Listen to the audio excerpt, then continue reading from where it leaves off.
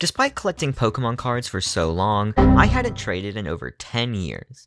That changed in early February when my friend and I traded at a Smash tournament, something you may have seen because I made a short about it. After this, I got a bloodlust of sorts, and wanted to trade some more. Why just trade cards though, when I could trade cards for something more substantial? This is when I had the idea to trade all of my most valuable cards for a copy of Pokemon Box for the GameCube. This would, however, cost my entire collection, and not make for very good content. So instead, I figured I could trade up from a $1 card to get a gift from my girlfriend of almost 5 years. My girlfriend Kaylee and I have been together for almost 5 years. The only downside is that the relationship has been long distance for the majority of that time. This finally comes to an end in early May when I will be graduating from college and we will move in together. What's a better way to celebrate such an occasion though than a gift? When we have been together, one of my favorite things to do is share games from my childhood with her, and I figure I can incorporate this into the gift by trading a $1 Pokemon card all the way up to a special Game Boy Advanced so we can play these games together. My holy grail Game Boy Advanced is the Latios and Latios system, but keeping her favorite colors and Pokemon in mind, I know that the special edition Celebi Game Boy Advanced is the perfect goal for this challenge. How much could a good condition one even be in the box? Oh, $550. I guess I should get this challenge started. I only have a couple months until I move back home, so I don't want to waste all my time mailing up cards from $1.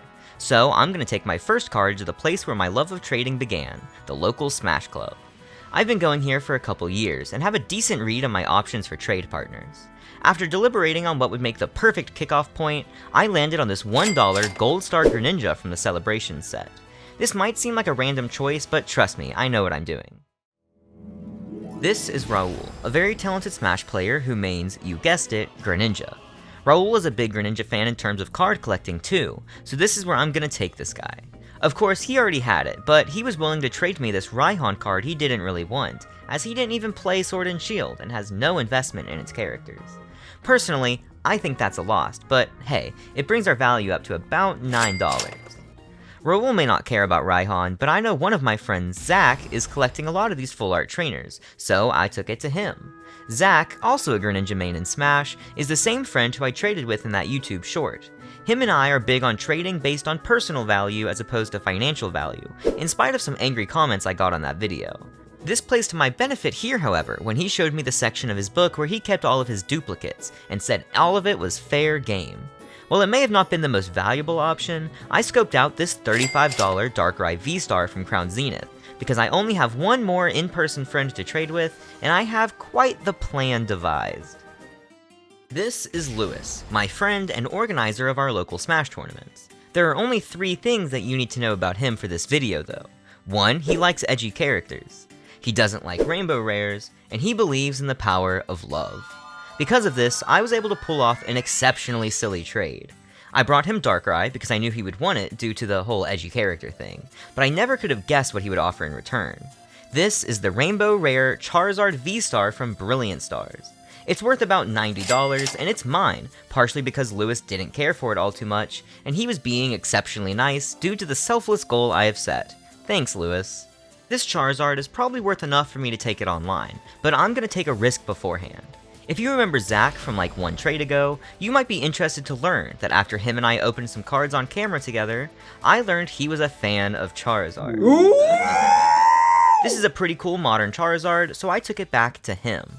And this was obviously the right choice, as not only is he a fan of Charizard, but apparently a rare fan of Rainbow Rares.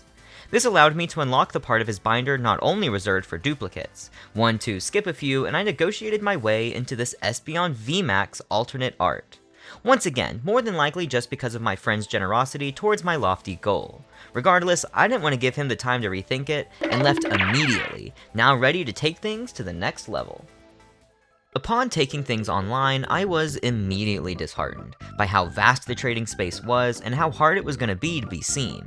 I couldn't use my main account as my girlfriend literally gets notified when I tweet, so I needed to make a whole new Twitter account with the sole purpose of trading up this Espeon. This involved making an account, using my expert thumbnail making skills to create a banner, and writing a twit longer to explain my story. Then, to try and give some credibility to my now 0 following account, I DM'd some names in the trading community hoping to get some help, which oftentimes they did. After writing my first post and accidentally saying the Game Boy only cost $100, I finished setting things up. I decided that to get people to click on it though, I needed to really pretty up this page, so I even went outside to take a picture, so there's no way someone wouldn't respond to this. I had a few people respond, but no one was able to offer something more valuable than what I had, mostly just equal value trades. Who do they even think they are? The only way I can see myself trading for equal value is if I can get my hands on a card that may have some more sentimental value to someone, like one of those particularly popular full art trainer cards, but I always get uneasy when I think too hard about those. Two notable figures on my journey here were Maddie, who was so pleasant to speak to, even after days of back and forth we didn't land on an agreement. I felt so bad saying no that I still wanted to shout him out here. And an unnamed Twitter user, number 7, who came in swinging, talking about how much they wanted to help and get their hands on the Espeon before ghosting me the next day. I should have known 2 valuable Charizards was too good to be true, but there's no hate whatsoever. I even took to Reddit of all places, where I faced the immense shame of receiving -3 community karma for what I assumed was being referred to as begging. That being said, I still intend to post my offer every 5 days, as per community guidelines, on the off chance someone will come down with a good offer. Reddit karma means nothing to me. I sleep in a big bed with my wife. This went on for about a month after I went online, and I really don't have all too much to show for it. Though I did receive a reply from local Twitter man K Steez, simultaneously suggesting maybe making the Game Boy Advance myself, which I didn't want to do but I appreciate the suggestion, and urging me to check eBay again to see the price of the system. And lo and behold, the system I was looking for had been reduced to $400 instead of $550. So while this month I haven't traded any cards, I somehow did manage to get $100 closer to my goal. I bet nothing else about my goal is going to change moving forward. My luck keeps on lucking when I receive a DM from a man named King Bannet on Twitter. His offer was simple: 1 for 1, my Espeon VMAX for his Gengar VMAX. This trade was appealing both because it was a 1 for 1, and it was approximately $50 more than what I had, so I took it immediately, after not seeing his DM for 2 days. Kinda funny too, it was a Bannet fan to save me from my lol, considering I just did a video fawning over Bannet EX from 2006, and am currently loving Bannet EX in 2023. To send him the card, I put it in a top loader, then taped 2 more top loaders together as a safety case. I put a couple extras to celebrate the first online trade, and double enveloped it up before it hit the road. Now comes the most gut-wrenching part of the entire experience: the wait. I wasn't left too bored though, as we had 2 very notable events happen during this totally gonna be short and have no issues mailing period. First off, I had someone message me asking to trade for the Espeon, and I had to tell him that it was pending. That should have been the end of it, but then I received possibly the most bold offer yet. He simply began trying to sell me cards. Hard to pass up though, high-end cards, alt arts too, for only 70? Next was something actually a lot more serious. Something that redefines the course of this video from here forward. I obviously was not the only person popping off on the Celebi GBA price drop, because someone swooped in and bought it. I knew this was a possibility, and maybe I should have been safer about posting that it was my goal, but it still knocked me off my feet when I first saw it. I have a couple options of what to do now, but I have to take some time to think it over. I wanted to have this trading done by the time I moved back in so I could surprise Kaylee. So can I really afford to almost double my prize goal to get to the next best Celebi Game Boy? Do I keep my goal the same and find something else she would enjoy, though at the cost of what I've told everyone my goal was up to this point? I sat on this for a couple days, and one night while scrolling through the Facebook Marketplace, I saw this. A guy trying to trade a Pokémon OLED Switch for valuable Pokémon cards. This caught my eye, though he did say he only wanted card collections. But it brought up another idea. If I can't get my girlfriend the initial sappy, kind of symbolic gift that I wanted in the first place, why not shift to something more functional? She is a handheld Switch gamer. I'd be a poor man if I had a nickel for every time she's used it in the docked mode. That being said, she only has a normal Switch, and has been openly jealous that I have the OLED. I can remedy both of these situations by getting her a cooler OLED. To do this, I'll be lowering my end goal by another $40, as the system is about $360. Luckily, I had plenty of time to think this over, as my new card had the wrong address and had to be sent back before it was mailed to me. While we wait, let's do a little rebranding.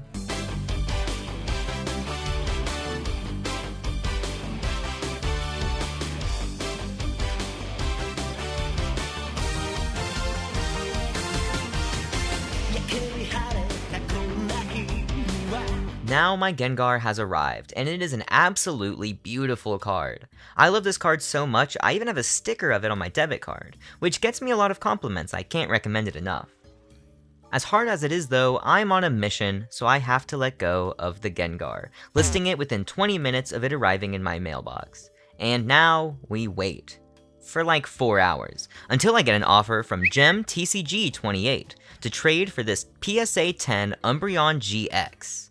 He claims it's worth about $220, which would be awesome, but as cautiously optimistic as ever, I have to verify this myself. Trying to get the value of a PSA slab is a lot more stressful than just looking at it on TCG Player.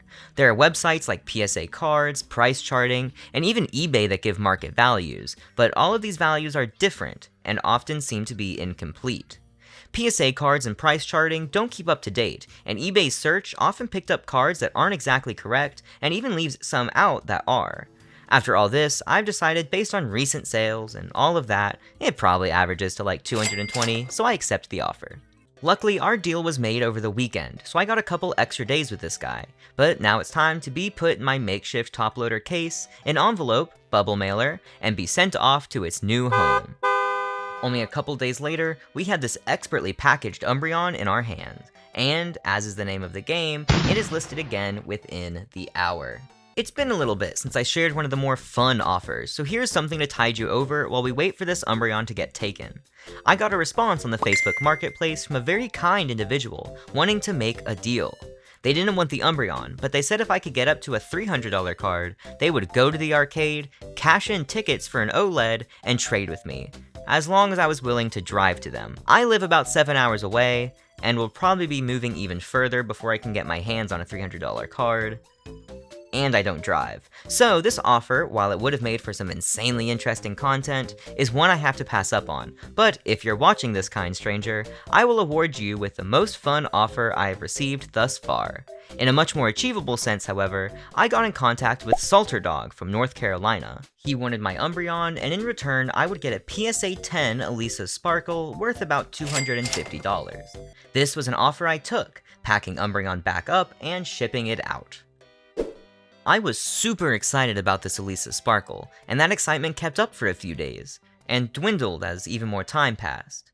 After a week, I started to feel a little down. A week wasn't very long, but a week with absolutely zero responses, not even scams, that's a bummer. This is all good, except now, instead of other people not having enough value, I don't. Over the next 2 weeks, the value of this card crashed all the way back down to $150. This is the same value that I began the online portion of my challenge with. Obviously discouraged and running out of time, the challenge went on hiatus. This started in early February and it's now late May. I moved home with my girlfriend, graduated, and got situated for about 2 weeks before I decided I guess I should start trying to trade again.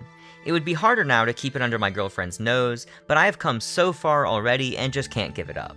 Apparently, however, taking 2 weeks off was the best thing that could ever happen to me.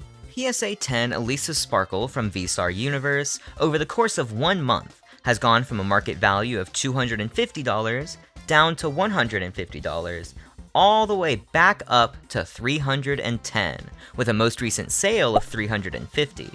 We can't risk another price drop, especially where everyone is about to be distracted by the new set coming out. There are some people selling Switches for relatively cheap, like this guy selling a brand new one for $330 just because the box is a little messed up. I listed my Elisa Sparkle for $350, and now we wait. I'm willing to go a little less than $350, but the first few offers I was receiving just weren't really gonna cut it. Luckily, it didn't last long, and after only 15 hours or so, I got someone to agree to buy it up for $310, exactly the market price. I would later see my eagerness was a mistake, as the value would only go higher from here, but let's just pretend that isn't the case.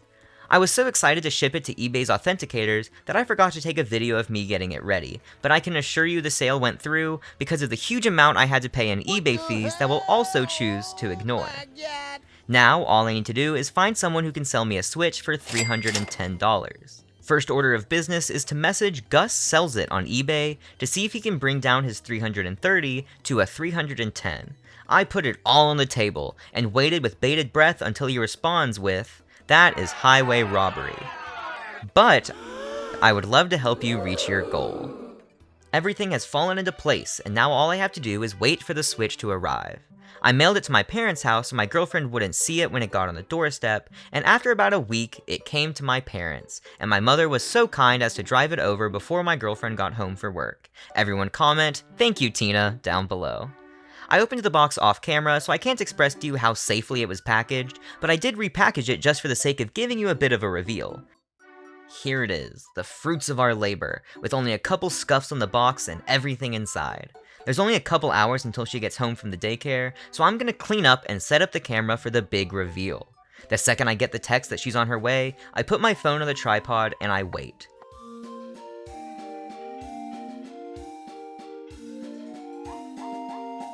Please don't ask what's going on with that line on the back of my head, because I do not know either.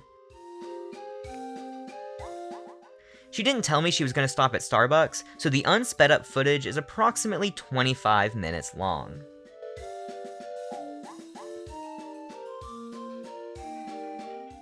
Which? What? There's a camera on, by the way. Switch. For me? Maybe. You want it? Yes. Switch. I have done quite a few challenges since I started this YouTube channel, but nothing has even come close to the amount of difficulty I've had with this one. Between the sleepless nights scrolling on the trading Twitters, the hateful language I saw on Reddit, and worst of all, keeping it a secret from my girlfriend. Pretty much any idea, and most edits for that matter, are run by her throughout the process, so I can't express how full my head became when I had plans I just couldn't share, because the haters would sabotage me. But I had some stuff in the works that truly did work out. I've done some other challenge runs on this channel, and I also have a plethora of other Pokemon card videos, both of which you can check out by clicking the cards. Maybe I'll do something this intense in the future, but for now, I need a nap. Until that day comes, be sure to like, comment, and subscribe. It's free, so you'll always get your money's worth.